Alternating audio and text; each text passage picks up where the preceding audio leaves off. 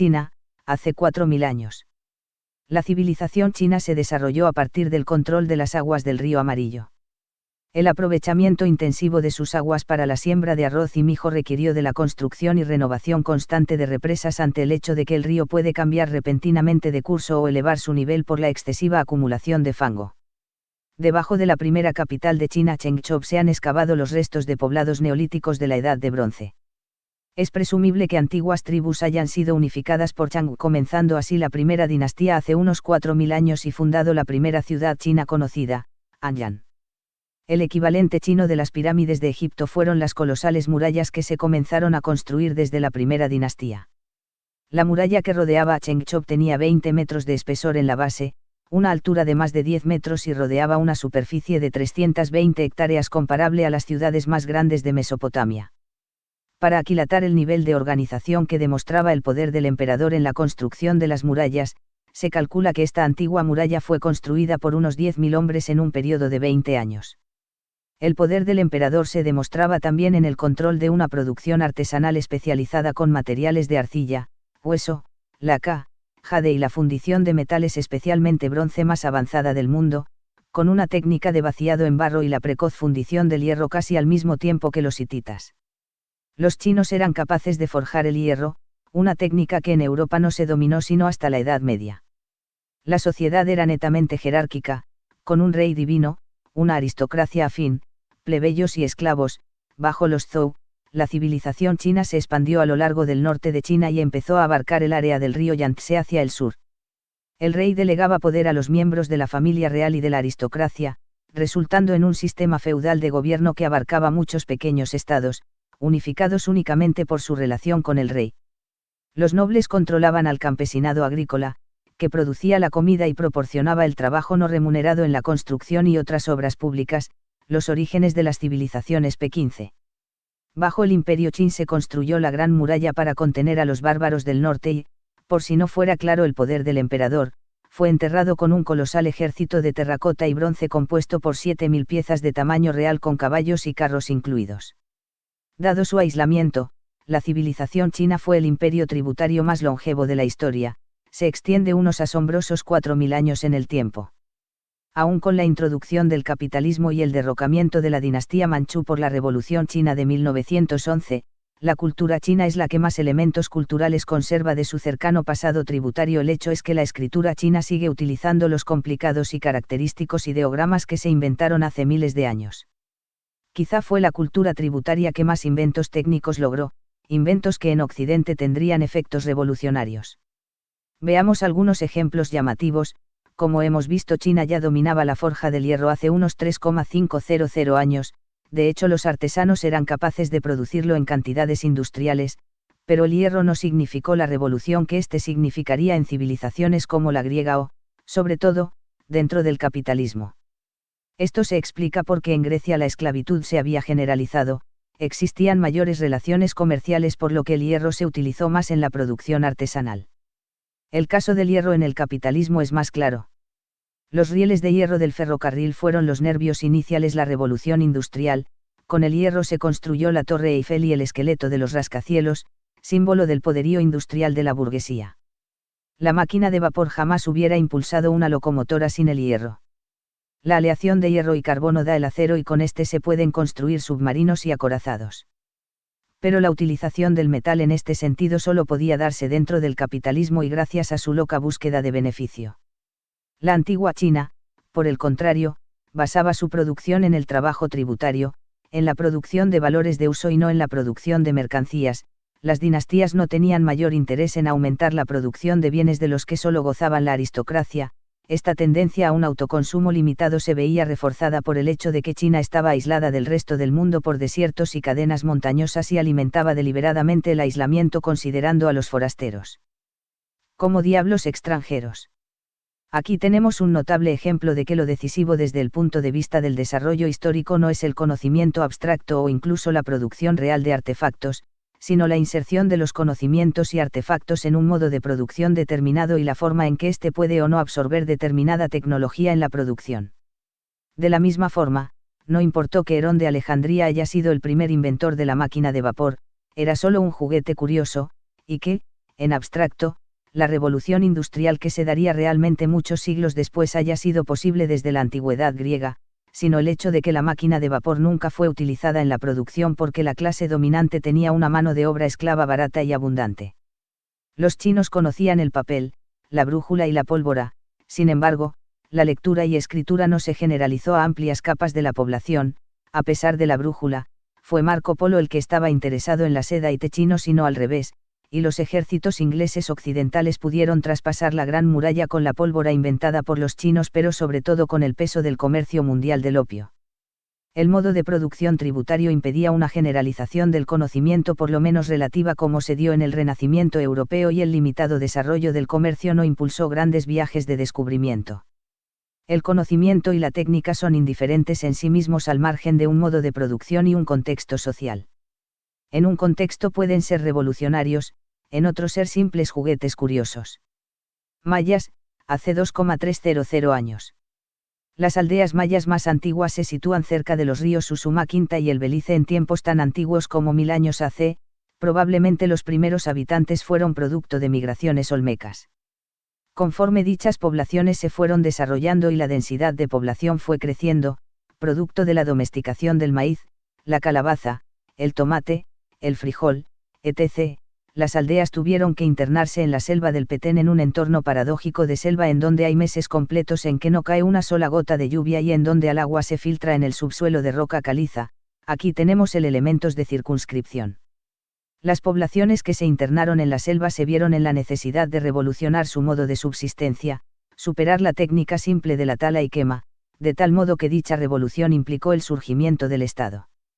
En la selva de Petén, algunos estudios han contabilizado 83 emplazamientos separados por una distancia media de 15 kilómetros. A finales de los 70, se descubrieron una red de fosos y canales que se extendían a partir de los centros ceremoniales, los cuales, a su vez, están ubicados cerca de cenotes o lagos subterráneos. La mecánica del surgimiento de la civilización maya baja ya del cielo a la tierra, y su mecanismo es, en términos muy generales, clara: la organización de grandes ejércitos de hombres en la construcción de estas grandes obras hidráulicas, el subsecuente aumento de la densidad de población producto de sistemas de riego más eficientes, además del control del comercio desde las tierras altas de materias primas inexistentes en la selva. Todo ello permitió el ascenso de los jefes de la tribu por encima de las aldeas y permitió también que la densidad de población en el apogeo clásico fuera igual a la Europa moderna, 250 personas por milla cuadrada, y alcanzara el grado de civilización. De este modo, los mayas inventaron un complejo sistema de escritura jeroglífica y complejos conocimientos matemáticos. Los mayas inventaron el cero, realizaron observaciones astronómicas extraordinarias y contaban con un calendario incluso más exacto que el gregoriano. Su arquitectura fue extraordinaria. Así, por ejemplo, las pirámides truncadas de Tikal alcanzan los 57 metros de altura, con ciudades planificadas y complejas. En otros textos hemos estudiado la riqueza del pensamiento mesoamericano y otros aspectos enigmáticos de su cultura. www.la izquierda-socialista.org weblink 4. www.marxist.com weblink 5. Incas, hace 2,200 años. Los antecedentes del imperio incaico, asimismo, parecen confirmar la hipótesis tributaria.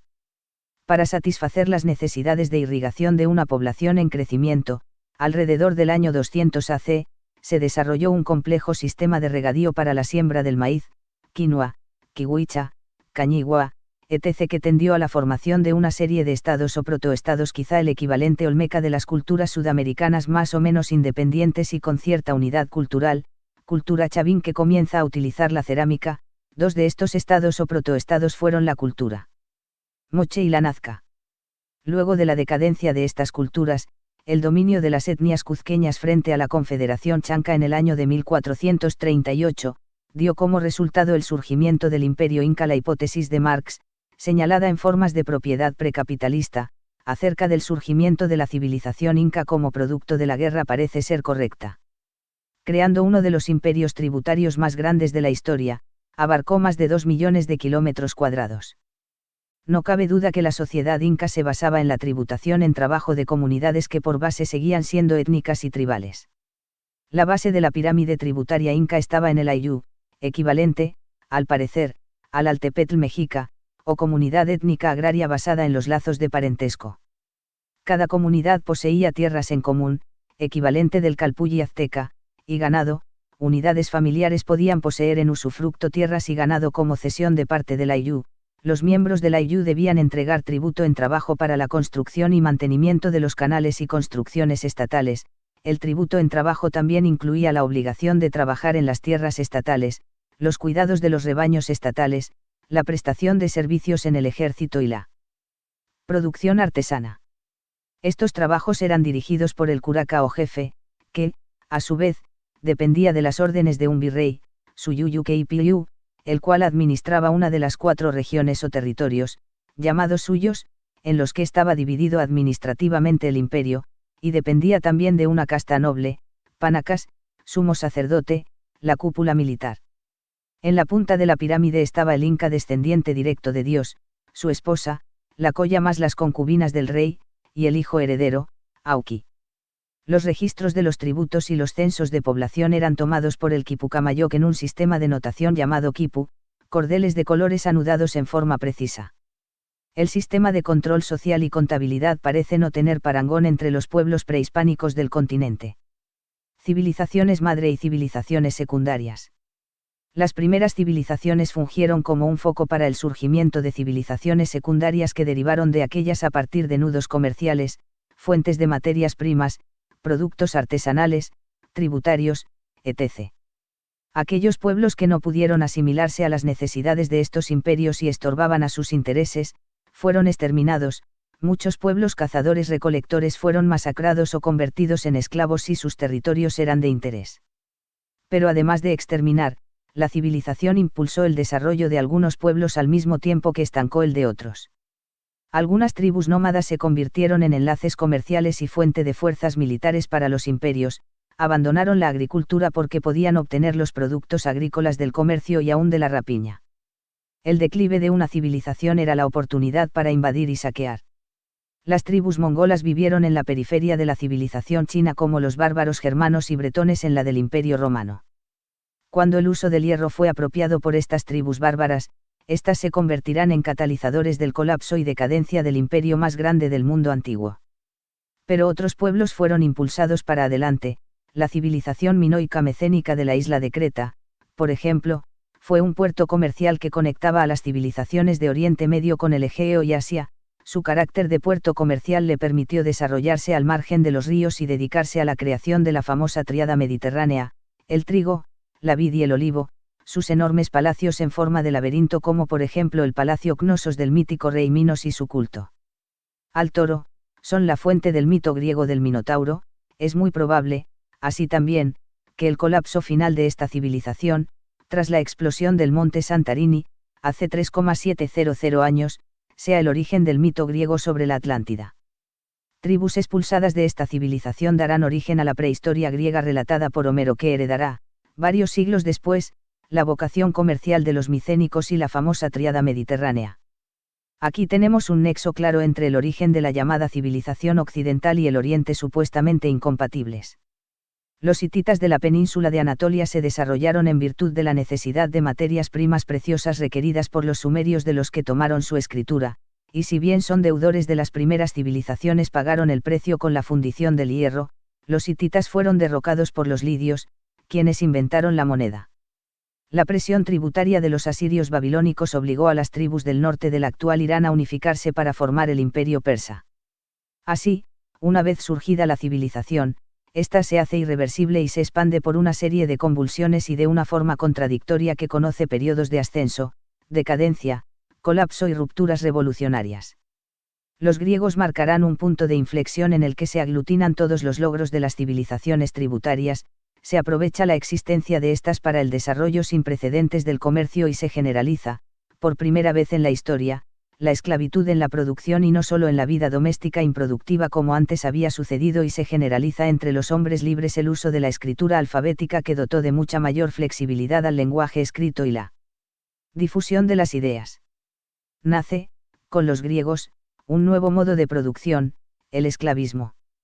La cultura occidental no es, por tanto, producto de ningún destino racial, espiritual o ideológico sino el legado de la antigüedad oriental, sin el cual hubiera sido imposible el salto revolucionario. Los griegos fueron una civilización secundaria excepcional. La falsa oposición entre Occidente y Oriente, así como el surgimiento de la civilización griega son temas que hemos discutido en otro texto, www.marxist.com Weblink, 6. Los ritmos de desarrollo histórico entre el Viejo y Nuevo Mundo. Los primeros pueblos sedentarios del creciente fértil en Oriente Medio tuvieron la enorme ventaja fortuita de que los ancestros silvestres cereales del trigo y la cebada compartían el mismo nicho ecológico con los ancestros silvestres de los cerdos, las vacas y ovejas, por lo que la domesticación de cereales y animales se dio casi de forma simultánea. La domesticación de plantas y animales son dos fenómenos que se alimentan e impulsan mutuamente. La domesticación de los cereales permitió alimentar a los primeros herbívoros domesticados y la domesticación de los animales impulsó la agricultura con abono y, posteriormente, con animales de tiro y el arado, entre el descubrimiento técnico del arado a tracción animal, al descubrimiento de la rueda de tracción animal solo hay un paso y con esto una inmensa ventaja para la acumulación y el comercio del excedente. Los factores anteriores son un estímulo importante para el surgimiento de la primera civilización de la historia, la civilización sumeria surgida hace unos 6.000 años.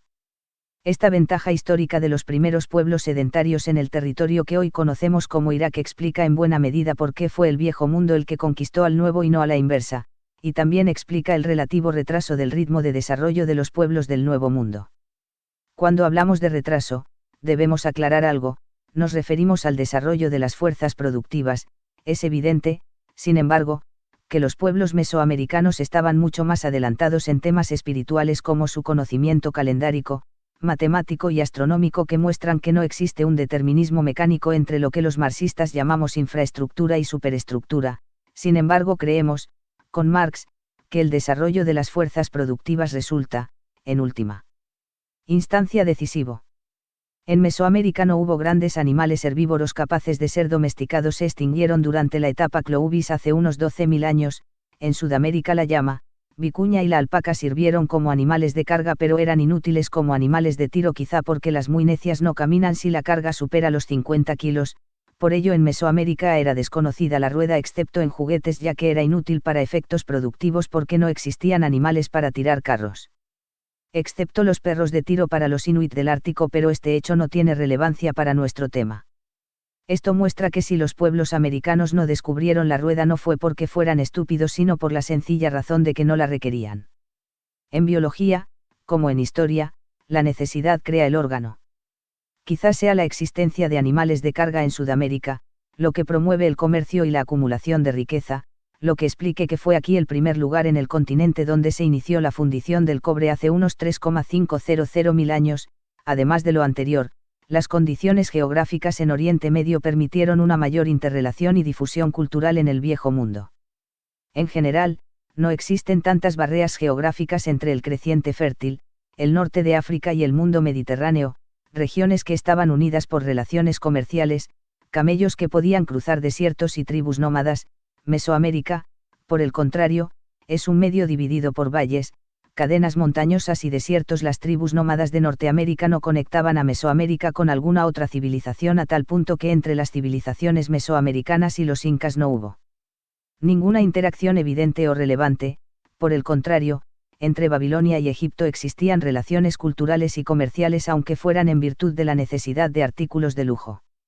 El motor principal para el proceso de surgimiento de los primeros estados y civilizaciones en Mesoamérica fue la domesticación del maíz, factor que no se vio fortalecido e impulsado con animales domesticados que pudieran utilizarse en la producción y que limitó la llamada revolución de los productos secundarios en estas tierras. Ello explica la relativa dilatación entre la domesticación del teocintle hace 8.000 años que abre el periodo formativo mesoamericano y las primeras jefaturas megalíticas, olmecas, hace unos 3.000 años, mientras que la neolitización en Oriente Medio impulsó las primeras jefaturas y estructuras megalíticas, Gobekli Tepe de hace unos 11.000 años véase, www.laizquierdasocialista.org Weblink, 7.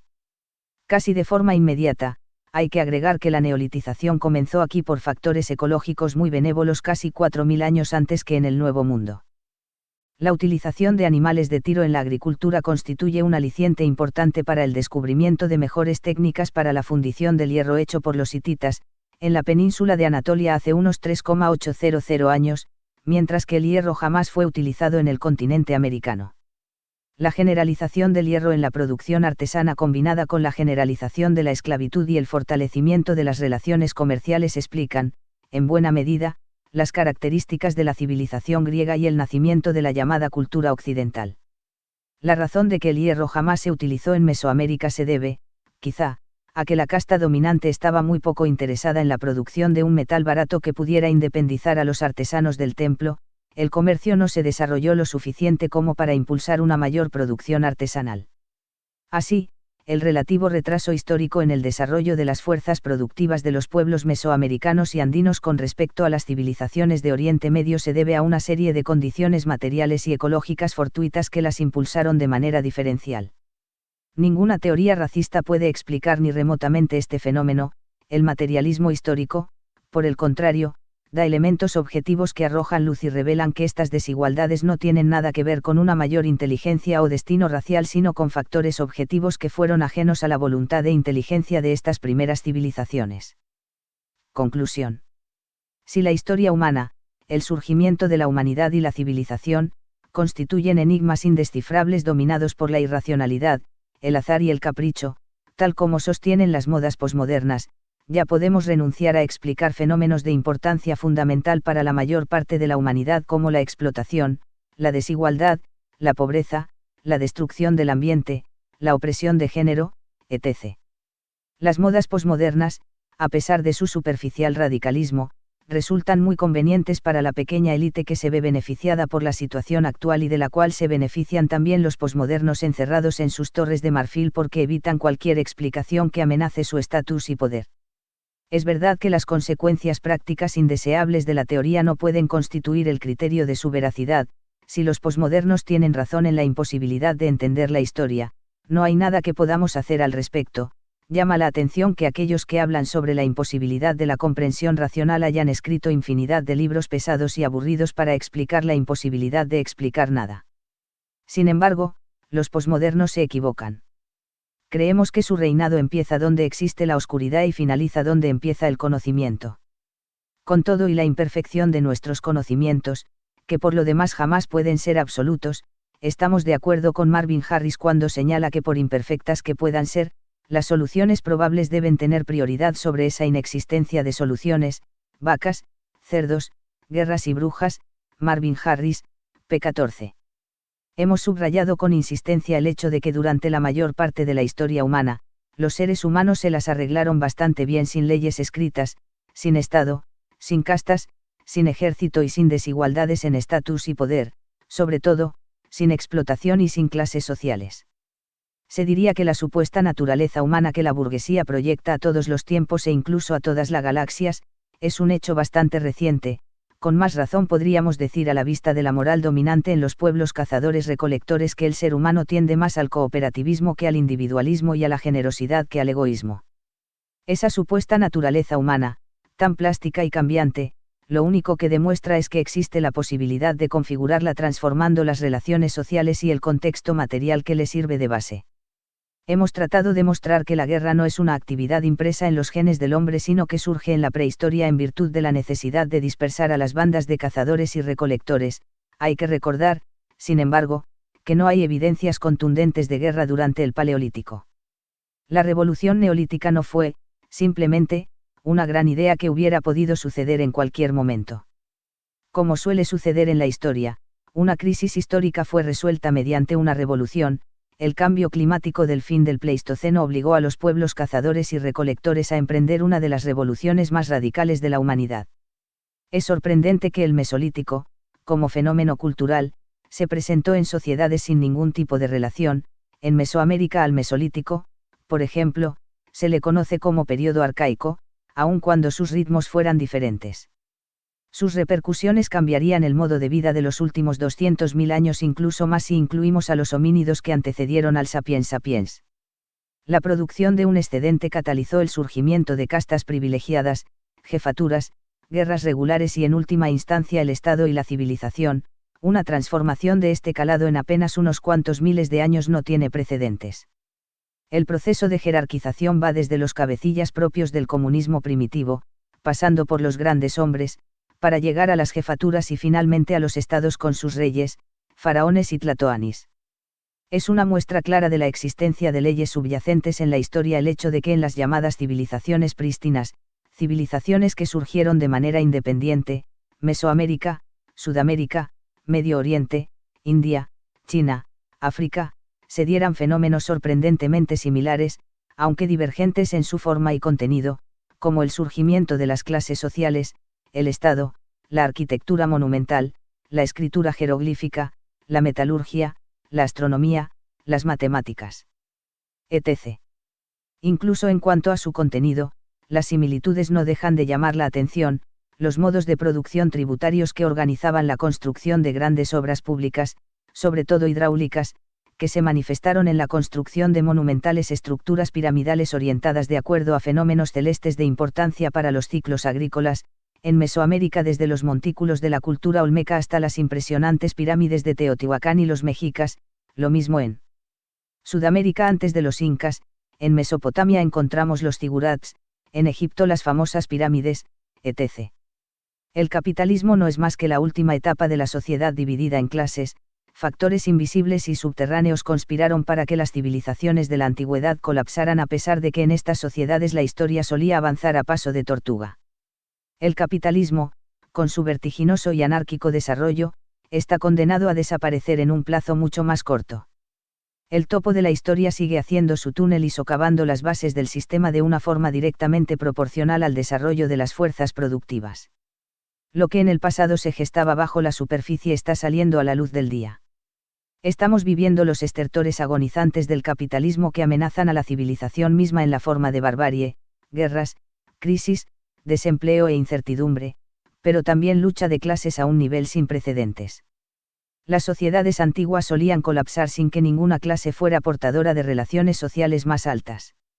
El capitalismo ha interconectado a todo el planeta y creado una clase social capaz de derribar el sistema y organizar nuevas formas de relación y producción social, eso nos da derecho a ser optimistas. La civilización se halla al borde de una etapa de transición, es necesario que la clase obrera empuje al vejestorio más allá del abismo. La fruta podrida del capitalismo no caerá sola. Como lo dijo Marx retomando una frase de Esopo Hic Rhodus, Hic salta, aquí está tu destino, salta aquí. Bibliografía. Arias, P. et al., El Neolítico, Ediciones Folio, Barcelona, 2006. Bartra, R. El modo de producción asiático, era, 1978. Engels, F. El origen de la familia, la propiedad privada y el Estado, Editores Mexicanos Unidos, México, 1988. El papel del trabajo en la transformación del mono en hombre, en Dialéctica de la Naturaleza, Argentina, Editorial Cartago, 1983. Gordon Child, V. Evolución Social, UNAM, México, 1964. Introducción a la Arqueología, Ariel, Barcelona, 1973. Los orígenes de la civilización, Fondo de Cultura Económica, México, 1982.